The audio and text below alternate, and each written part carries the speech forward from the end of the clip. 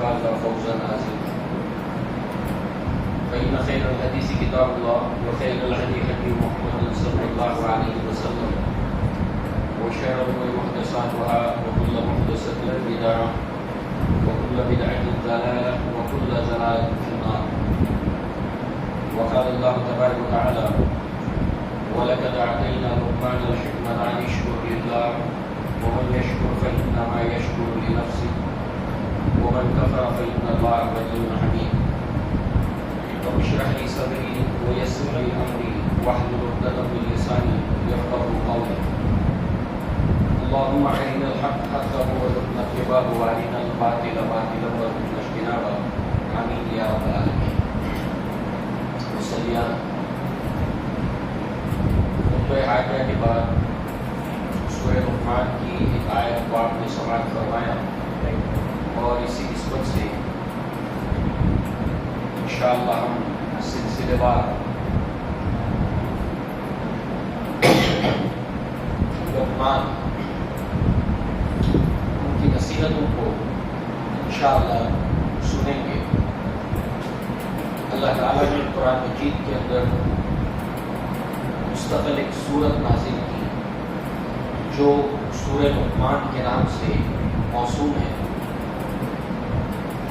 اس میں اللہ تعالیٰ نے لقمان کی وہ نصیحتیں جو آپ نے اپنے بیٹے کو کی ان کا ذکر اللہ تعالیٰ نے قرآن مجید میں کیا. اس سے ان نصیحتوں کی اہمیت کا پتہ چلتا ہے. اللہ تبارک و تعالیٰ نے لقمان کی نصیحتوں کو قیامت تک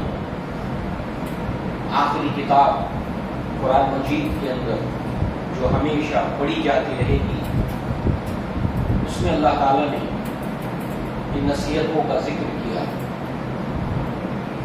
اللہ تعالیٰ نے قرآن مجید کے اندر سورہ قمر میں فرمایا اِنَّا نَحْنُ نَزَّلْنَا الذِّكْرَ وَإِنَّا لَهُ لَحَافِظُونَ. ہم نے اس قرآن مجید کو نازل کیا ہے اور ہم ہی اس کی حفاظت کریں گے. یہ سورہ قمر کی آیت نہیں. سورہ قمر میں اللہ تعالیٰ نے فرمایا کہ وَلَقَدْ يَسَّرْنَا الْقُرْآنَ لِلذِّكْرِ فَهَلْ مِن مُدَّكِرٍ کہ نصیحت کے لیے قرآن مجید کو ہم نے آسان بنایا تو میں ہے کوئی جو نصیحت حاصل کرے. اور اسی کے ساتھ اللہ تعالیٰ نے قرآن مجید کی جو حفاظت کی ذمہ داری دی اور اس کے اندر لقمان کی نصیحتیں بھی ہمیش کے لیے محفوظ ہو گئی.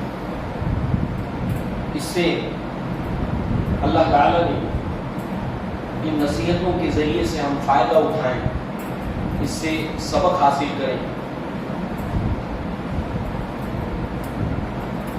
انسان جب مر جاتا ہے اللہ کے نبی صلی اللہ علیہ وسلم نے فرمایا, ابو ہریرہ اس کے راوی ہیں, اذا مات الانسان انقطع عنه عمله الا من ثلاث الا من صدقة جاریہ او علم ينتفع به او ولد صالح يدعو له. مسلم شریف کی یہ روایت ہے اور کتاب الوصیہ کے اندر امام مسلم اس کو لائے ہیں, یعنی وصیت. اور اس نسبت سے یہ وصیتیں, یہ نصیحتیں جو لقمان نے اپنے بیٹے کو کی, کہ وصیت کی جو اہمیت ہے, جو انسان اس دنیا میں جانے سے پہلے تاکید کے ساتھ میں کسی کو وصیتیں نصیحتیں کرے, تو اس نسبت سے اس روایت کو امام مسلم لا کر یہ بتانا چاہتے ہیں کہ انسان جب مر جاتا ہے تو اس کے عمل کا سلسلہ ختم ہو جاتا ہے سوائے تین چیزوں کے. ایک جو صدقہ جاریہ, دوسرے علم کی کوئی بات جو وہ چھوڑ گیا. لقمان نے یہ نصیحتیں جس کا تعلق علم سے ہے اس کو اپنے بیٹے کو کی اور اللہ تعالیٰ نے اس کو باقی رکھا. اور اس نسبت سے جب تک لوگ اس سے فائدہ اٹھاتے رہیں گے ان نصیحتوں سے گویا کہ لقمان کو بھی اس کا اجر و ثواب ملتا رہے گا۔ اس طرح سے اللہ تعالیٰ نے ایک حکیم انسان کو، ایک سمجھدار انسان کی عزت کو اللہ تعالیٰ نے بڑھایا، ان کے شرف اور مقام کو اللہ تعالیٰ نے بڑھایا۔ اس سے ان کی فضیلت اور ان کے مقام کا ہمیں اندازہ ہوتا ہے۔ اس طرح لقمان کی جہاں تک شخصیت ہے، یہ اہل عرب کے اندر معروف تھی، مشہور تھی، لوگ ان کو جانتے تھے، بلکہ ان کے شعرا یعنی پوئٹس، ان کے خطبہ یعنی اوریٹرز اپنے خطبوں کے اندر اس کو کوٹ کرتے تھے۔ لقمان نے ایسا کہا، لقمان نے یہ کہا، یعنی ان کی نصیحتوں کو، ان کی باتوں کو ایک وزن حاصل تھا عربوں کے اندر۔ اور اس اعتبار سے یہ ایک صحابی رسول ہیں، ان کا واقعہ ہے اور نام ان کا ہے سوید بن صامت رضی اللہ عنہ۔ جب اللہ کے نبی سے ان کی ملاقات ہوئی، یہ ابھی ایمان نہیں لائے تھے، تو اللہ کے نبی نے کہا، جب ان کے سامنے اپنی بات کو رکھنا چاہا تو انہوں نے کہا میرے پاس بھی کچھ ہے، آپ اس کو سنیں۔ اللہ کے نبی نے ان کی بات کو سنا۔ دراصل وہ لقمان کی کچھ نصیحتیں تھیں، ان کے کچھ حکیمانہ اقوال تھے جو انہوں نے پیش کی۔ اللہ کے نبی صلی اللہ علیہ وسلم نے فرمایا یہ کلام اچھا ہے مگر میرے پاس اس سے بہتر ہے۔ اور پھر اللہ کے نبی صلی اللہ علیہ وسلم نے ان کے سامنے اللہ تعالیٰ کی آیات کو پیش کیا تو سوید بن صامت اسلام لے آئے، ایمان لے آئے۔ اس بات کو بیان کرنے کا مقصد یہ ہے کہ اہل عرب حکیم لقمان کو جانتے تھے، ان کی نصیحتوں کو غور کرتے تھے، اپنے پاس اس کو محفوظ رکھتے تھے۔ اس اعتبار سے ہمیں ان نصیحتوں کے اوپر غور کرنا چاہیے، تدبر کرنا چاہیے، بلکہ جو نصیحتیں اس کے اندر بیان کی گئی ہیں، لقمان کی جو دراصل انہوں نے اپنے بیٹے کو نصیحت کرتے ہوئے کی تھی، یہ نصیحتیں اتنی اہم ہے کہ اگر انسان اس کے اوپر عمل پیرا ہو تو انشاءاللہ دنیا اور آخرت کی کامیابی اس کے لیے انشاءاللہ آسان ہو جائے گی۔ صرف آخرت کی نہیں بلکہ دنیا کی، صرف دنیا کی نہیں بلکہ آخرت کی۔ اب چونکہ باقاعدہ ان نصیحتوں کا آج آغاز نہیں ہوگا، ایک تعارفی طور پر، ایک انٹروڈکشن کے طور پر انشاءاللہ آج کا یہ درس ہمارا ہوگا۔ لقمان کون تھے؟ سب سے پہلے ہم یہ جانیں کہ جن کے پس منظر کے اندر یہ تمام نصیحتیں اور یہ آیات ہم سننے والے ہیں، سمجھنے والے ہیں، بنیادی طور پر وہ نبی نہیں تھے۔ مفسرین کا، اسلاف کا اس پر اجماع ہے کہ وہ کوئی نبی نہیں تھے، نیک انسان تھے۔ ابن عباس رضی اللہ عنہما نے جابر ابن عبداللہ رضی اللہ عنہ سے پوچھا کہ کیا آپ جانتے ہیں لقمان کے بارے میں؟ کیا جانتے ہیں آپ ان کے بارے میں؟ تو بتایا کہ وہ ایک چھوٹے قد کے انسان تھے، ان کا قد چھوٹا تھا، ناک چپٹی تھی، نوبہ برادری سے ان کا تعلق تھا، سوڈان کا ایک قبیلہ ہے، اور اس نسبت سے ابن عباس رضی اللہ عنہما ہی سے ان کے تعلق سے جو مزید بات مشہور ہے وہ یہ منقول ہے، وہ یہ کہ وہ حبشی تھے اور ایک غلام کی حیثیت سے وہ معروف تھے، مشہور تھے۔ نجار یہ بھی آیا کہ وہ بڑے ہی تھے، پھر ان کو آزاد کر دیا گیا تھا۔ سعید بن سوید بن مسیب رضی اللہ عنہ کہتے ہیں کہ ان کی رنگت سیاہ تھی، اور اس نسبت سے آپ دیکھیں کہ یہ جو شخصیت کا نقشہ کھینچا ہے صحابہ کرام نے ان کے تعلق سے، اس سے معلوم ہوتا ہے کہ دنیا کے اندر انسان ظاہری طور پر انسان کو جس چیز کی بنیاد پر اہمیت دیتا ہے، ان میں سے کوئی بات لقمان کے اندر نہیں تھی۔ اگر آپ دیکھیں کہ اللہ تبارک و تعالیٰ نے آپ کا ذکر جو ہے وہ قرآن مجید کے اندر جو کیا، تو ایک صحابی رسول اسی طریقے سے سیاہ فام تھے. ایسے کئی صحابہ تھے جو سیاہ فام تھے، جن میں بلال رضی اللہ عنہ، سعید بن مسیب رضی اللہ عنہ. تو ان کو نصیحت کرتے ہوئے، یعنی سعید بن مسیب کو جو سیاہ فام تھے، نصیحت کرتے ہوئے جو ہے وہ ایک صحابی رسول کہتے ہیں کہ تم اس وجہ سے غم نہ کرو کہ تمہارا رنگ سیاہ ہے. 3 بہترین سیاہ فام جن کا ذکر اللہ تبارک و تعالیٰ نے کیا، اللہ اسلام کے اندر جن کا ذکر آیا، ان میں سے بلال رضی اللہ عنہ وہ سیاہ فام تھے. پھر محجہ، یعنی یہ عمر بن الخطاب کے غلام تھے، ملازم تھے. اور تیسرے لقمان، یہ بھی تینوں سیاہ فام تھے، مگر ان کی فضیلت، ان کا مقام، ان کا مرتبہ بہت بڑا تھا. اس نسبت سے ہمیں یہ بات معلوم ہوتی ہے کہ اللہ تبارک و تعالیٰ کے نزدیک جو اہمیت جس بات کی ہے، اللہ کے نبی نے اس کو اس طریقے سے بیان کیا: ان اللہ لا ينظر الى صورکم واموالکم واجسادکم ولکن ينظر الى قلوبکم واعمالکم. اللہ تعالیٰ تمہاری صورتوں کو نہیں دیکھتا، اللہ تعالیٰ تمہارے قد کاٹی کو نہیں دیکھتا، اللہ تعالیٰ تمہارے اموال، تمہارے پاس مال کتنا ہے یہ نہیں دیکھتا، بلکہ اللہ تعالیٰ جس چیز کو دیکھتا ہے کہ تمہارا دل کیسا ہے اور تمہارے اعمال کیسے ہیں. اللہ کے نزدیک اہمیت انسان کے دل کی ہے، اس کے اعمال کی. اور اس نسبت سے آپ دیکھیں کہ جہاں تک انسان کی قد کاٹھی کا تعلق ہے، اس کی صورت کا تعلق ہے، یہ تو اللہ تعالیٰ جس قدر انسان کو دینا چاہے وہ اللہ تعالیٰ صورت گری انسان کی ماں کے پیٹ میں کرتا ہے. اس کے اوپر انسان کا اختیار نہیں ہے. انسان کو جس چیز کے لیے مکلف بنایا گیا ہے وہ ہے اعمال. انسان کو جس چیز کے لیے مکلف بنایا گیا ہے کہ وہ اپنے دل کے اوپر محنت کرے. اللہ کے نبی صلی اللہ علیہ وسلم نے فرمایا: الا ان فی الجسد مضغۃ اذا صلحت صلح الجسد كله واذا فسدت فسد الجسد كله الا وهي القلب. سنو کہ انسان کے جسم میں ایک گوشت کا لوتھڑا ہے، جب اس کی اصلاح ہو جاتی ہے تو پورا جسم کی اصلاح ہو جاتی ہے، اور جب اس کے اندر فساد آتا ہے پورے جسم کے اندر فساد آتا ہے. تو انسان کے لیے 2 چیزیں ہیں جس کے اوپر انسان کو فوکس کرنا چاہیے: ایک اس کا دل اور دوسرے اس کے اعمال.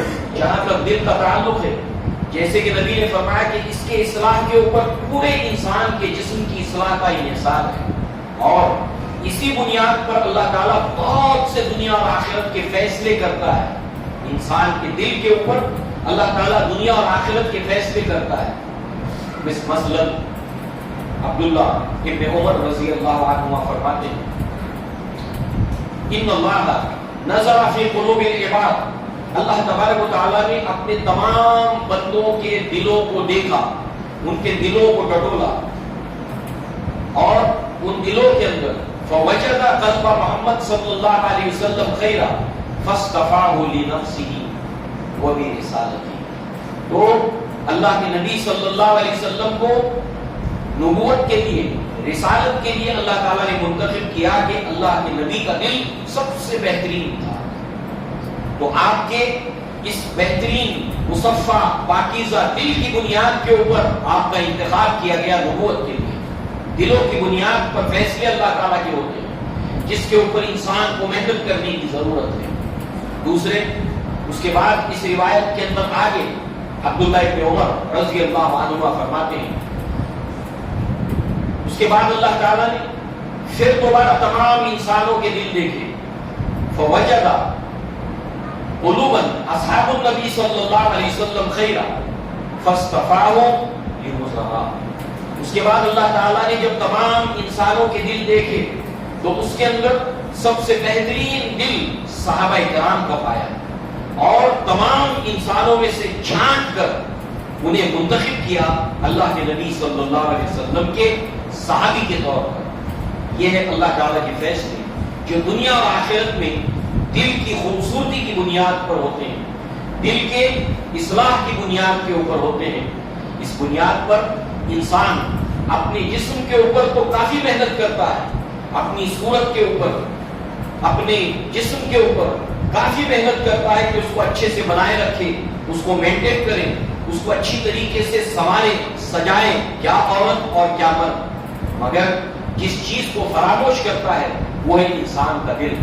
تو اس سے ہمیں یہ معلوم ہوتا ہے کہ لقمان کے اندر ایسی کوئی دنیاوی اعتبار سے جس کو انسان اہمیت دیتا ہے ایسی کوئی جو ہے وہ بات نہیں تھی، مگر ان کا دل اتنا اچھا تھا، وہ اتنے اچھے انسان تھے کہ اللہ تبارک و تعالیٰ نے انہیں اپنی کئی نعمتوں سے نوازا۔ اس نسبت سے آپ دیکھیں کہ جہاں تک صورتوں کا تعلق ہے تو اللہ تعالیٰ آخرت کے اندر صفت الجنہ کے حوالے سے مسلم شریف کے اندر ایک روایت ہے، انس بن مالک رضی اللہ عنہ اس کی راوی ہے کہ اللہ کے نبی نے فرمایا ان فی الجنۃ لسوقا یاتوها کل جمعہ، کہ جنت کے اندر ایک بازار ہے، اس کے اندر جنتی ہر جمعہ کے روز آئیں گے اور وہاں پر جو ہے وہ شمال کی طرف سے ایک ہوا چلے گی اور اس کے بعد اس کے اندر اس ہوا کے اندر مشک اور زعفران کا غبار ہوگا اور وہ ہوا جو ہے وہ انسانوں کو جب چھو جائے گی تو اس کے بعد وہ پہلے سے زیادہ خوبصورت ہو جائے گی۔ اس طریقے سے آخرت کے اندر اللہ تبارک و تعالیٰ نے انسانوں کے لیے جو نعمتیں رکھی ہیں اس کے اندر انسان ہر جنت کی جو ہے وہ خوبرو ہوگا، خوبصورت ہوگا۔ تو اس اعتبار سے ہمیں جنت کا طالب بنتے ہوئے دنیا کے اندر اپنے دل کے اوپر اور اپنے اعمال کے اوپر محنت کرنی چاہیے، اور اس نسبت سے ہمارے سامنے وہ لوگ ایک آئیڈیل کے طور پر، ایک مثال کے طور پر ہونے چاہیے کہ جن کی اللہ تعالیٰ نے تعریف کی، اللہ تعالیٰ نے جن کا ذکر کیا، اللہ کے نبی نے جن کا تذکرہ کیا، اور ان کے مطابق، ان کی شخصیت کے مطابق اپنی شخصیت کو بنانے کی ہم کوشش کریں۔ سب سے پہلے تو آپ دیکھیں کہ اللہ تبارک و تعالیٰ نے لقمان کے تعلق سے جو بات بیان کی کہ وہ اللہ تعالیٰ کے شکر گزار بنتے تھے۔ کتنے لوگ ہوں گے دنیا میں آج تک رہے ہیں اور ہوں گے جو اپنے قد کاٹھی کی جن کو شکایت ہوتی ہے، اپنے صورت کو لے کر انہیں شکایت ہوتی ہے، اپنی قد کاٹھی کو لے کر ان کو شکایت ہوتی ہے، مگر آپ دیکھیں لقمان، اللہ تعالیٰ نے خاص طور سے ان کا ذکر کیا کہ یہ اللہ تعالیٰ کے شکر گزار بندے تھے۔ انشاءاللہ شکر کے اوپر ہم تفصیلی گفتگو کریں گے۔ اس سے معلوم ہوا کہ لقمان کو کوئی شکایت نہیں تھی۔ ظاہر سی بات ہے کہ ان کے تعلق سے بہت سے ایسے واقعات ملتے ہیں، اور ایک واقعہ اس طرح کی ہمیں تفسیروں کے اندر ملتا ہے کہ لقمان چونکہ ایک نوکر، ایک غلام تھے، تو ان کا بادشاہ جو تھا، ان کا مالک، ان کا آقا ان سے بہت خوش تھا، بہت خوش تھا، کیونکہ ان میں ایسی خوبیاں تھیں۔ لہذا ایک مرتبہ وہ ان کا آقا جو ہے وہ تربوز کی چاکیں جو ہے وہ کاٹ کاٹ کر لقمان کو دے رہے تھے، لقمان کھائے جا رہے تھے اور اس کی بڑی تعریف کر رہے تھے کہ بڑا میٹھا ہے، بڑا شیرین ہے۔ اس پر جو ہے وہ ان کا آقا ان کو کاٹ کر تربوز کی چاکیں دیتا جاتا، وہ کھاتے جاتے، تعریف کرتے، آخر میں صرف ایک چاک رہ گئی۔ ان کے آقا نے کہا کہ اتنی تم نے تعریف کی لقمان، ذرا میں بھی تو دیکھوں کہ یہ کتنا شیرین اور کتنا میٹھا ہے جب تم اتنی تعریف کر رہے ہو۔ کہا کہ نہیں آقا، آپ نہ کھائیں، اس کو مجھے دیں۔ بہرحال بادشاہ نے جب اس کو کھایا، جب اس کو چکھا تو انتہائی کڑوا، بد مزہ۔ اس پر آقا حیران ہو گیا کہ لقمان یہ تو کڑوا تھا، یہ تو بد مزہ تھا، تم اس کی اتنی تعریف کیے جاتے تھے۔ لقمان نے جواب دیا کہ آپ نے مجھے اتنی نعمتیں، اتنی خوشیاں دی ہیں، آج تھوڑا سا اگر کڑواہٹ آ گئی تو کیا میں اس کی شکایت کروں؟ تو معلوم ہوا اللہ تبارک تعالیٰ ہمیں جو نعمتیں دیتا ہے وہ بہت زیادہ ہے، اور ذرا سی انسان کی زندگی میں کوئی تکلیف کی بات آتی ہے تو انسان شکوہ کرنے لگتا ہے، شکایت کرنے لگتا ہے۔ تو گویا کہ یہ لقمان جو اللہ تبارک و تعالیٰ کے شکر گزار بندے تھے، اللہ تعالیٰ نے خاص طور سے اس کا ذکر جو ہے وہ قرآن مجید کے اندر کیا۔ وَلَقَدْ آتَيْنَا لُقْمَانَ الْحِكْمَةَ أَنِ اشْكُرْ لِلَّهِ، ہم نے لقمان کو حکمت عطا کی کہ شکر مان اللہ تبارک و تعالیٰ کا۔ آپ دیکھیں کہ اللہ تعالیٰ نے انہیں حکمت سے سرفراز کیا تھا، اللہ تعالیٰ کے وہ شکر گزار بندے تھے۔ یہ دو باتیں سب سے پہلے ہمیں اس سے معلوم ہیں، ان دونوں کے تعلق سے ہم تفصیل سے انشاءاللہ سنیں گے آگے حکمت کسے کہتے ہیں، اور یہ بہت بڑی نعمت ہے کہ اللہ تعالیٰ کسی کو عطا کرے۔ جیسے علی بن ابی طالب رضی اللہ عنہ کہتے ہیں کہ اگر تجھے مال ملا ہے، تجھے دولت ملی ہے، جو بھی تجھے چیزیں ملی ہیں اللہ کی طرف سے بطور نعمت، اس کی حفاظت تجھے کرنی پڑے گی، اس کی حفاظت تجھے کرنی پڑے گی، مگر حکمت اگر میسر آ جائے تو یہ تیری حفاظت کرے گی۔ تو یہ ایک بہت بڑی نعمت ہے، اللہ تبارک و تعالیٰ نے اس کو خیر کثیر قرار دیا۔ بہرحال ہم اس کو دیکھیں گے انشاءاللہ آگے۔ اور اللہ تبارک و تعالیٰ کسی کو علم اور حکمت عطا کرے تو اسلام کے اندر جو ہے وہ رشک جائز نہیں ہے، مگر اللہ کے نبی صلی اللہ علیہ وسلم نے فرمایا، عبداللہ ابن مسعود اس کے راوی ہیں، لا حسد الا فی اثنین، کہ حسد جو ہے وہ جائز نہیں ہے مگر صرف دو جگہوں کے اوپر۔ رجل آتاہ اللہ مالا، کہ وہ انسان ہے کہ جس کو اللہ تعالیٰ نے مال دیا ہے، فسلط علی حلقتہ، اور وہ اس مال کو اللہ تبارک و تعالیٰ کی راہ میں خرچ کرتا ہے، جہاں حق ہے اس کا وہاں پر وہ خرچ کرتا ہے۔ ورجل، اور وہ انسان آتاہ اللہ الحکمہ، اللہ تعالیٰ نے اس کو حکمت عطا کی ہو، فهو یقضی بها، اور وہ اس کی بنیاد کے اوپر فیصلے کرتا ہے۔ حکمت ایک اتنی بڑی دولت ہے کہ انسان اپنی زندگی کے فیصلے، اپنے متعلقین جو اس کے ریلیٹیوز ہیں، جو اس سے جڑے ہوئے لوگ ہیں، ان کے فیصلے جو لیتا ہے حکمت کے ذریعے سے، تو ظاہر سی بات ہے کہ یہ ایک بہت بڑی دولت ہے۔ اگر اللہ تعالیٰ کسی کو حکمت عطا کرے تو گویا کہ اس کو اپنی زندگی کے تعلق سے، اپنے اہل و عیال کی زندگی کے تعلق سے صحیح فیصلے لینے کی وہ نعمت اللہ نے عطا کی حکمت کے طور پر۔ اور اگر اللہ تعالیٰ کسی کو حکمت عطا کرے، کسی کو علم عطا کرے، تو انسان اگر اس کے اوپر رشک کرے تو یہ جائز ہے کہ اللہ تعالیٰ مجھے بھی ایسی حکمت عطا کرے، مجھے بھی ایسا علم عطا کرے کہ میں اس علم کو پھیلاؤں، اور جس طرح حکمت کے ذریعے سے بہترین فیصلے لیے جاتے ہیں میں بھی ایسے بہترین فیصلے لے سکوں۔ تو گویا کہ یہاں پر ہمیں یہ معلوم ہوتا ہے کہ اللہ تعالیٰ نے اتنی بڑی نعمت سے ان کو جو ہے وہ سرفراز کیا تھا۔ لہذا اس کے اندر آپ دیکھیں کہ اللہ تبارک و تعالیٰ نے لقمان کے تعلق سے جو یہاں پر باتیں بیان کی، ان میں سے اللہ تبارک و تعالیٰ نے سب سے پہلی چیز جو بیان کی کہ وَلَقَدْ آتَيْنَا لُقْمَانَ الْحِكْمَةَ أَنِ اشْكُرْ لِلَّهِ، کہ ہم نے لقمان کو حکمت عطا کی کہ شکر مان اللہ تعالیٰ کا۔ اور اس نسبت سے یہ دو چیزیں، ایک حکمت اور دوسرا اللہ تبارک و تعالیٰ کسی کو شکر گزار بننے کی توفیق عطا فرمایا، یہ بہت بڑی نعمت ہے۔ وجہ کیا ہے کہ آپ دیکھیں کہ انسان اس کے اندر نعمتوں کو لے کر کہ اللہ تعالیٰ اس کو دنیا اور آخرت میں نعمتوں سے سرفراز کرے، اللہ تعالیٰ اس کو اپنی نعمتیں دے۔ اگر کوئی انسان یہ چاہتا ہے تو اس کی ماسٹر کی، اس کی شاہ کلی جس سے نعمتوں کے دروازے کھلتے ہیں وہ ہے شکر۔ اللہ تعالیٰ نے قرآن میں فرمایا لَئِن شَكَرْتُمْ لَأَزِيدَنَّكُمْ، تم اگر میرا شکر کرو گے تو میں اور دوں گا، وَلَئِن كَفَرْتُمْ، اور اگر تم میری ناشکری کرو گے تو میرا عذاب بھی پھر شدید ہے۔ گویا کہ شکر یہ نعمتوں کی کنجی ہے۔ تو ہمیں سب سے پہلے معلوم ہونا چاہیے کہ شکر ہے کیا۔ ظاہر سی بات ہے کہ یہ ترکیب علمی ہے، یعنی انسان شکر کیا ہے اس کو سمجھے، اس کا علم حاصل کرے. کیوں؟ تاکہ وہ اس کے اوپر عمل کر سکے، اپنی زندگی کے اندر اس کو لا سکے.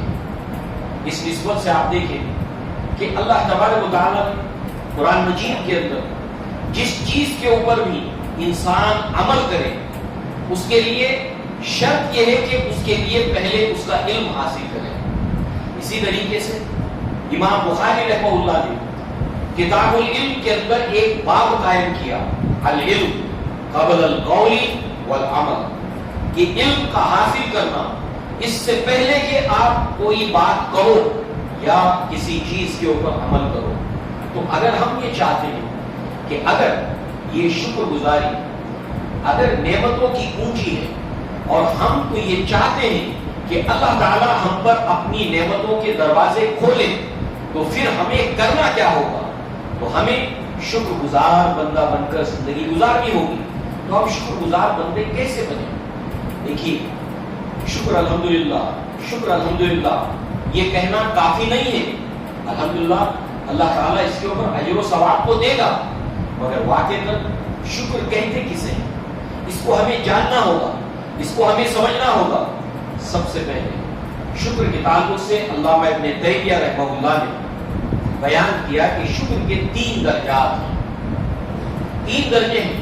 جب یہ تینوں سیڑھیاں انسان چڑھتا ہے، ان تینوں درجوں کو مکمل کرتا ہے، تو گویا وہ 100% اللہ کا شکر ادا کرتا ہے. اور اگر ان میں سے ایک بھی نہیں ہے تو ایسی صورت میں اس کا شکر ناقص ہے، اس کے شکر کے اندر کمی ہے. شکر کی پہلی سیڑھی معرفت الاحسان، انسان کو معرفت ہو، انسان کو علم ہو کس چیز کا؟ احسان کا، کہ محسن نے، احسان کرنے والے نے اس کے اوپر کون سا احسان کیا ہے اس کی سب سے پہلے اس کو معلومات ہو، اس کو علم ہو اس کا. اس کے بغیر وہ شکر ادا نہیں کر سکتا. اس کی معرفت ہو انسان کو، اور پھر اس کے بعد انسان اس کو محسوس کرے، اور محسوس اسی وقت کرے گا انسان جب اس کو اس کی پہچان ہوگی کہ اللہ تعالیٰ نے مجھ پر کتنا بڑا احسان کیا ہے.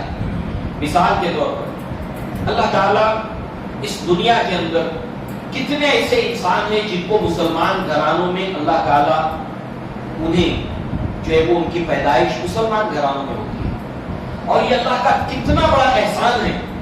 مگر کیا انسان اس کو محسوس بھی کرتا ہے کہ اللہ تعالیٰ نے اس کے ساتھ کتنا بڑا احسان کیا ہے کہ اس نے نہ کوئی اللہ کو عریضہ دیا، نہ اللہ سے کچھ کہا، اللہ تعالیٰ نے اس کو ایک مسلمان گھر کے اندر پیدا کیا. کتنے ایسے لوگ ہیں جو غیر مسلم گھرانوں کے اندر پیدا ہوتے ہیں اور اسی کے اندر مر جاتے ہیں، انہیں توفیق نہیں ملتی کہ وہ غور کریں کہ ان کے خالق کے بارے میں، جس نے اس کو پیدا کیا ہے اس کے بارے میں وہ سوچیں، اس پر غور کریں اور وہ اسلام کی طرف رجوع کریں، جنہیں اللہ توفیق دیتا ہے. ایسے ہی اللہ تعالیٰ نے ہم پر بہت سی چھوٹی اور بڑی نعمتیں اللہ تعالیٰ نے بے شمار کی ہیں. اللہ تعالیٰ نے فرمایا وَإِن تَعُدُّوا نِعْمَتَ اللَّهِ لَا تُحْصُوهَا، تم اگر اللہ تعالیٰ کی نعمتوں کو شمار کرنا چاہو تو شمار نہیں کر سکتے. تو سب سے پہلے انسان اس کو محسوس کرے کہ اللہ تعالیٰ نے کتنا بڑا احسان مجھ پر کیا ہے. ایک ایک نعمت کو انسان یاد کرے، سوچے اس کے تعلق سے کہ اللہ نے اس کو کیا کیا دیا ہے، یہ نہ سوچے کہ اللہ نے اس کو کیا نہیں دیا. اگر اس نے یہ سوچ اپنے قلب و ذہن کے اندر پیدا کی کہ مجھے کیا نہیں ملا، تو ایسی صورت میں اس کے اندر دھیرے دھیرے شیطان ایک ناشکری کے جذبات کو پروان چڑھائے گا. اس لیے اس کی سوچ مرتکز کہاں ہونی چاہیے کہ اللہ تعالیٰ نے مجھے کیا دیا ہے. اس کو انسان غور کرتا رہے، اس پر انسان غور و فکر کرے. اسی طریقے سے اس کا اقرار دل کے اندر اس کا احساس ہو. اور شکر کے لوگ بھی معنی علماء لغت میں بتائے ہیں جس سے ہمیں معلوم ہوتا ہے شکر کو سمجھنے کا ہمیں موقع ملتا ہے. وہ کیا ہے؟ شکر جو ہے وہ کسی چیز کا بھر کر اوور فلو ہونا، اس عمل کو شکر ہے جس سے شکر بنا ہے. مثلا شکرۃ الناقہ. ایسی اونٹنی کو اہل عرب شکرۃ الناقہ کہتے تھے کہ جس کے تھان دودھ سے بھر گئے اور وہ دودھ جو ہے وہ اس میں سے چھلک پڑا. عین شکرہ، پانی کا چشمہ ابل کر جو ہے وہ بہہ پڑا. تو جب واقعتاً انسان جب اس کو شکر کو محسوس کرتا ہے تو اس کا دل اللہ تبارک و تعالیٰ کے اس نعمت کے احسان کی وجہ سے شکر گزاری سے اس کا دل بھر جاتا ہے اور وہ شکر گزاری کے آنسو آنکھوں کے راستے سے چھلک پڑتے ہیں کہ اللہ نے مجھ پر کتنا بڑا احسان کیا ہے. مثال کے طور پر صحیح ابن حبان کے اندر ایک روایت ہے، مفصل روایت ہے، بہت ہی پیاری روایت ہے. عبداللہ ابن عمر رضی اللہ عنہما اور آپ کے ساتھ دو صحابہ اور یہ ایک منصوبہ بناتے ہیں، ایک پلان کرتے ہیں کہ چلو ہم لوگ ام المؤمنین عائشہ صدیقہ رضی اللہ عنہا کے گھر جائیں. اللہ کے نبی کے وفات کے بعد کا یہ واقعہ ہے اور یہ جاننے کی کوشش کریں کہ اللہ کے نبی صلی اللہ علیہ وسلم کے ساتھ جو آپ کا وقت بیتا ہے ان میں سب سے حسین اور ایسا واقعہ جس کو آپ نہیں بھولتی وہ واقعہ ہمیں بتائیں جو آپ کو بہت اچھا لگتا ہے. تینوں آتے ہیں، درمیان میں بہت سی باتیں ہیں. سوال آپ کے سامنے رکھا جاتا ہے کہ آپ اپنی زندگی کا وہ واقعہ بتائیں اللہ کے نبی کے ساتھ جو آپ کے لیے یادگار ہے. اس سوال کے سنتے ہی عائشہ صدیقہ رضی اللہ عنہا کے آنکھوں میں آنسو آ گئے اور آپ نے کہا ویسے تو اللہ کے نبی صلی اللہ علیہ وسلم کی ہر ادا جو ہے وہ دل فریب تھی. آپ کے ساتھ گزارے ہوئے لمحات اور اوقات میرے لیے حسین ہیں، یادگار ہیں ہر لمحہ، مگر ایک واقعہ میں تم کو سنا دوں. اللہ کے نبی صلی اللہ علیہ وسلم میرے گھر آئے. آپ نے فرمایا عائشہ میں تھوڑی دیر اللہ تعالیٰ کو یاد کروں، نفل عبادت ہے، بیوی کے حقوق ہیں، میں تھوڑی دیر اللہ تعالیٰ کو یاد کروں. عائشہ صدیقہ رضی اللہ عنہا نے کہا کہ اللہ کے نبی آپ کے ساتھ میرا وقت گزرے مجھے یہ پسند ہے، مگر اس سے زیادہ مجھے یہ پسند ہے کہ آپ اللہ تعالیٰ کو یاد کریں. لہذا آپ نے بہت مختصر پانی سے وضو کیا، اس کے بعد آپ نماز میں کھڑے ہوئے، آپ نے طویل قیام کیا، آپ روتے رہے حتیٰ کہ آپ کی داڑھی بھیگ گئی. رکوع کیا، سجدہ کیا، طویل سجدہ کیا حتیٰ کہ سجدے کی جگہ آنسوؤں سے بھیگ گئی. پھر نماز کو ختم کر کے آپ بسادہ تکیے پر سر رکھ کر سوئے، روتے رہے، تکیہ آنسوؤں سے بھیگ گیا. پھر آپ کھڑے ہوئے، پھر نماز پڑھ کر پوری رات اسی طرح سے گزری. صبح میں بلال آئے، کہا اللہ کے نبی آپ اتنی مشقت کیوں اٹھا لیں؟ کہا ویحک یا بلال، اے بلال تم پر افسوس ہے، کیا میں اللہ تعالیٰ کا شکر گزار بندہ نہ بنوں کہ اللہ تعالیٰ نے گزشتہ رات مجھ پر یہ آیات نازل کی ان فی خلق السماوات والارض واختلاف الليل والنهار لآیات لأولی الالباب الذین یذکرون اللہ قیاما وقعودا وعلی جنوبهم ویتفکرون فی خلق السماوات والارض. یہاں سے لے کر آخر تک سورہ ال عمران کی آیات آپ نے تلاوت کی. یہ آپ کے آنسو تھے، اللہ تبارک و تعالیٰ کے شکر گزاری کے آنسو تھے. انسان صرف دکھ میں نہیں روتا بلکہ انسان خوشی میں بھی روتا ہے. جیسے ہجرت کے وقت ابو بکر صدیق رو دیے جب اللہ کے نبی نے فرمایا کہ ابو بکر آپ میرے ساتھ چلو گے تو ابو بکر صدیق رونے لگے. عائشہ صدیقہ رضی اللہ عنہا کہتی ہے مجھے پہلی بار معلوم ہوا کہ انسان خوشی کی وجہ سے بھی روتا ہے، انسان غم کی وجہ سے صرف نہیں روتا، اور انسان اس وقت بھی روتا ہے جب کوئی اس کے ساتھ احسان کا معاملہ کرتا ہے اور جب وہ اس کو محسوس کرتا ہے کہ اس کے اوپر کتنا بڑا احسان کیا گیا ہے. اس شکر گزاری کے نتیجے میں اس کی آنکھوں سے آنسو نکلتے ہیں. تو اس سے ہمیں کیا معلوم ہوا؟ ہمیں اس قدر جو ہے وہ استحضار کرنا چاہیے اللہ تعالیٰ نے جو نعمتیں ہم پر کی ہیں اس کو یاد کرنا چاہیے. اور جب کبھی اس کی ٹیکنیک کیا ہے، اس کی کئی ٹیکنیکس اسلام اور قرآن ہم کو بتاتا ہے. نمبر 1، جب کبھی بھی آپ کی زندگی میں دکھ آئے، تکلیف آئے تو شیطان وسوسے ڈالتا ہے، شیطان وسوسے ڈالتا ہے۔ اس وقت انسان کو چاہیے کہ ماضی میں جو اللہ تعالیٰ نے اس کے ساتھ احسانات کیے اس کو یاد کرے۔ جیسے اللہ کے نبی صلی اللہ علیہ وسلم کی طبیعت ناساز تھی اور کئی راتوں تک آپ تہجد کے لیے جب نہیں اٹھے تو اس وقت جو ہے وہ آپ کے پڑوس میں ابو لہب اور ام جمیل کا جو اس کی بیوی تھی اس کا مکان تھا، اور اس نے کہا کہ لگتا ہے تمہارے رب نے تم کو چھوڑ دیا اور تم سے ناراض ہوا۔ یہی باتیں مکہ کے اندر پھیلائی گئی۔ اللہ کے نبی مغموم تھے، اللہ تبارک و تعالیٰ نے وہی نازل کی سورہ دوحہ کی صورت میں، ما ودعک ربک وما قلی، نہ آپ کے رب نے آپ کو چھوڑا ہے نہ آپ سے ناراض ہوا ہے۔ اللہ تبارک و تعالیٰ نے فرمایا الم یجدک یتیما فآویٰ، اے نبی کیا ہم نے آپ کو یتیم پایا تو بہترین ٹھکانہ نہیں دیا؟ اللہ تعالیٰ ماضی میں لے گیا۔ اللہ تعالیٰ ہمیں سکھا رہا ہے کہ جب کبھی زندگی میں تکلیف آئے، دکھ آئے، پریشانی آئے، اس کے اوپر مت سوچو، گویا کہ ماضی کے اندر جو اللہ تعالیٰ نے تم پر نعمت دی کہ اس کو یاد کرو، ایک ایک کر کے یاد کرو۔ اللہ تعالیٰ کہہ رہا ہے ہم نے آپ کو یتیم پایا تو کیا بہترین ٹھکانہ نہ دیا؟ اللہ نے اس نعمت کو یاد دلایا۔ وَوَجَدْكَ ضَالًّا فَهَدَىٰ، آپ راہ حق میں سرگردہ تھے، اللہ تعالیٰ نے آپ کی طرف وحی نازل کی، آپ کو ہدایت دی، یہ نعمت اللہ نے نہیں کی؟ وَوَجَدْكَ عَائِلًا فَأَغْنَىٰ، ہم نے آپ کو بے سر و سامان پایا تو غنی کر دیا، کیا نہیں کیا اللہ تعالیٰ نے آپ کو غنی؟ تو گویا کہ اللہ تعالیٰ نے اس کے ذریعے سے ہمیں سکھایا کہ جب اس طرح کے حالات ہو تو ہمیں شکر گزاری کے لیے کیا کرنا چاہیے؟ ماضی کی ان نعمتوں کو یاد کرنا چاہیے اور اس کے اندر کھو جانا چاہیے۔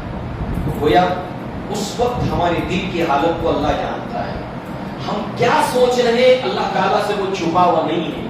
واللہ علیم بذات الصدور، جب ہم ان حالات میں بھی اللہ تعالیٰ کا شکر ادا کرنے کے لیے ہمارا دل آمادہ ہے تو اللہ تعالیٰ اس دل کی کھٹک کو، اس دل کے اندر پیدا ہونے والے احساسات کو جانتا ہے اور اللہ تعالیٰ اس تکلیف کو ہم سے دور کر دیتا ہے، اور اللہ تعالیٰ شکر گزاری کے نتیجے میں ہمارے اوپر اللہ تعالیٰ نعمتوں کے دروازے کھولتا ہے۔ تو گویا کتنا فائدہ ہے اللہ تعالیٰ کا شکر گزار بندہ بننے میں، اور دوسری طرف اگر انسان نا شکر گزار ہو تو اس میں گویا کہ وہ اپنے ہی پاؤں پہ کلاڑی چلاتا ہے۔ ہونا تو کچھ نہیں ہے، ناشکری کرنے کے نتیجے میں اللہ ناراض ہوگا اور پھر اس کے بعد اس کی پریشانیاں اور زیادہ بڑھ جائیں گی، پریشانیاں کم نہیں ہوگی۔ اس لیے ہمیں ہمیشہ اللہ تعالیٰ کا شکر گزار بندہ بننا چاہیے، اور شکر گزار بندہ کس طرح ہوتا ہے، وہ کس طرح سوچتا ہے، اس کے دل میں احساسات کیا ہوتے ہیں جو عمل بن کر ظاہر ہوتے ہیں۔ تو سب سے پہلے محسوس کرنا اللہ کی نعمتوں کو، نمبر 2 زبان سے اس کا اقرار کرنا، اور تیسرے شکر بالجوارح، شکر بالقلب، شکر باللسان، شکر بالجوارح، شکر بالجوارح یا شکر بالعمل، عمل سے اللہ تعالیٰ کی اس نعمت کا شکر ادا کرنا۔ عمل سے کیسے کرے انسان؟ اللہ تعالیٰ نے اس کو مال دیا ہے، مال کا شکر کیا ہے؟ مال کا شکر یہ ہے کہ اس کو اسی طرح خرچ کرنا جیسا حکم اللہ اور اس کے رسول نے دیا ہے۔ اللہ تعالیٰ نے علم دیا ہے، علم کا استعمال ویسے ہی کرنا جیسے اللہ تبارک و تعالیٰ نے اس کے رسول نے ہم کو حکم دیا ہے۔ اللہ تعالیٰ نے جسم کے اندر توانائی اور طاقت دی ہے، اس کا استعمال ویسے ہی کرنا جیسے اللہ تبارک و تعالیٰ نے اس کا حکم دیا ہے۔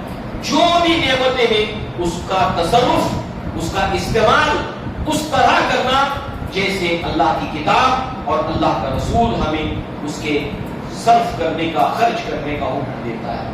یہ اس کا عملی شکر ہے۔ تو اس کے نتیجے میں گویا کہ انسان اپنے اوپر نعمتوں کے دروازے کھولتا ہے۔ وہ لقمان ایک غلام تھے اور وہ شکر گزار اللہ تعالیٰ کے بندے تھے۔ اس کے ساتھ ساتھ اللہ کے نبی کی ایک روایت ہے، کتاب الادب کے اندر، ابو داؤد کے اندر یہ روایت موجود ہے۔ اللہ کے نبی نے فرمایا کہ جو انسانوں کا شکر ادا نہیں کرتا وہ اللہ کا بھی شکر ادا نہیں کرتا۔ اس کی شرح کے اندر شارحین حدیث نے بیان کیا کہ کس طرح سے ایک انسان اگر انسان کا شکر ادا نہیں کرتا تو اللہ کا شکر ادا نہیں کرتا. کس طرح کہ اللہ تبارک و تعالیٰ نے تمام انسانوں کے دل اللہ تعالیٰ کے 2 انگلیوں کے درمیان ہے. آپ کی کوئی ضرورت ہے، آپ ضرورت کے تحت اس کے پاس گئے، اس کے پاس گئے، کسی نے آپ کی ضرورت کو پورا نہیں کیا، پھر ایک اللہ کے بندے نے آپ کی اس تکلیف کے اندر آپ کے وہ کام آیا. ایسا کیوں ہوا؟ اس لیے کہ اللہ تعالیٰ نے اس کے دل کو آپ کی طرف پھیر دیا. تو گویا کہ اس طرح سے اس نے گویا اس کا شکر ادا کر کے اللہ تعالیٰ کا شکر ادا کیا جو سبب اللہ تعالیٰ نے اس کے لیے پیدا کیا. اس طرح سے آپ دیکھیں کہ لقمان ایک غلام تھے، مگر ہوتے ہوتے ہوتے ہوتے اللہ تعالیٰ نے ان کے دنیا کے اندر غلام کی زندگی سے بہت بڑے مقام تک اللہ تعالیٰ کو لے گیا. دنیا کی ہر نعمت جو ہم کہتے ہیں، مال اسباب، سب کچھ اللہ نے ان کو دیا. وجہ شکر گزاری، وہ اللہ تعالیٰ کے شکر گزار ہوتے تھے. اس نسبت سے ہمیں معلوم ہوتا ہے کہ اللہ تعالیٰ نے لقمان کو حکم دیا کہ ہم نے لقمان کو حکمت عطا کی، شکر مان اللہ تبارک و تعالیٰ کا، اور جو کوئی شکر کرتا ہے وہ اپنے بھلے کو کرتا ہے، اور جو کوئی ناشکری کرتا ہے، کفران نعمت کرتا ہے، اللہ تعالیٰ بے نیاز ہے اور اللہ تعالیٰ حمید ہے. اس نسبت سے آپ دیکھیں کہ اللہ تبارک و تعالیٰ نے قرآن میں اپنے ایسے شکر گزار بندوں کا ذکر کیا. آخری مثال سلیمان علیہ السلام. آپ سوچیے کتنی نعمتیں اللہ تعالیٰ نے آپ کے والد یعنی داؤد علیہ السلام کو دی تھی، کیسے کیسے معجزات اللہ تعالیٰ نے آپ کو عطا کیے تھے. انبیاء کی فہرست 25 نبیوں کا ذکر قرآن میں ہے. کتنے انبیاء ہیں اللہ تعالیٰ نے جن کو بادشاہ بھی بنایا. یوسف علیہ السلام، کس طرح سے آپ کی زندگی تکلیفوں سے گزری، مگر آپ نے کبھی اللہ کی ناشکری نہیں کی. اللہ نے کس جگہ تک پہنچایا. سلیمان علیہ السلام، داؤد علیہ السلام. وہ سلیمان علیہ السلام جب اپنے دربار کے اندر ملکہ سبا نکل پڑی ہے فلسطین کی طرف، سلیمان علیہ السلام کی طرف اپنے حوارین کے ساتھ، وفد کے ساتھ خبر ملتی ہے سلیمان علیہ السلام کو کہ وہ وہاں سے نکل پڑی ہے. تو سلیمان علیہ السلام اپنے دربار میں کہتے کہ ہے کوئی ایسا جو اس ملکہ سبا کے یہاں پہنچنے سے پہلے پہلے اس کا تخت یہاں پر لا کر حاضر کر دے. تو اس دربار کے اندر جنات بھی ہوتے تھے. ان جنات میں ایک جن تھا عفریت من الجن، ایک بہت طاقتور جن. اس نے کہا کہ میں اس تخت کو لے آؤں گا اور اتنی دیر میں لے آؤں گا جتنی دیر میں آپ کا دربار برخاست ہوتا ہے. اور آپ دوہا جب دن چڑھ جاتا اس کے بعد آپ اپنے دربار کو آراستہ کرتے. اور لگ بھگ ظہر تک یہ رہتا، 5 گھنٹے کا وقفہ ہے. وہ کہتا ہے کہ اس کے برخاست ہونے سے پہلے پہلے میں لے آؤں گا، یعنی 5 گھنٹے میں 1500 کلومیٹر جانا اور 1500 کلومیٹر واپس آنا. میں اتنی دیر میں اس کو لے آؤں گا. اس کے اندر ایک ایسا شخص بھی ہے جس کو اللہ نے علم کی دولت سے نوازا تھا. اس سے معلوم ہوا کہ جو جنوں کی طاقت ہے اس کے اوپر فضیلت ہے علم کی طاقت ہے. اللہ تعالیٰ نے اس کو علم عطا کیا تھا اور اس نے کہا کہ میں اتنی دیر میں اس کو لے آؤں گا جتنی دیر میں پلک جھپکتی ہے. اور ابھی پلک جھپکی نہیں ہے کہ تخت حاضر ہے. اس وقت سلیمان علیہ السلام نے کہا تھا ھذا من فضل ربی، یہ میرے رب کا فضل ہے. اللہ نے کتنی نعمتیں دی. ایسی طاقتور مخلوق کو آپ کے ہاتھ میں دیا، آپ کے قابو میں دیا، آپ کے کنٹرول میں دیا. تو آپ نے کیا کہا؟ یہ میرے رب کا فضل ہے، ھذا من فضل ربی. اور آگے کیا کہا؟ لیبلونی، وہ میرا امتحان لیا چاہتا ہے. کس چیز کا امتحان؟ اشکر ام اکفر، میں اس کا شکر گزار بندہ بنتا ہوں یا کفران نعمت. معلوم ہوا ہمیں جتنی بھی نعمتیں ملی ہے یہ گھمنڈ کرنے کے لیے نہیں، یہ فخر کرنے کے لیے نہیں، یہ دوسروں پر روب گانٹنے کے لیے نہیں، بلکہ یہ امتحان ہے. اگر ہم نے یہ سب کیا تو گویا کہ ہم فیل ہو گئے، ہم ناکام ہو گئے.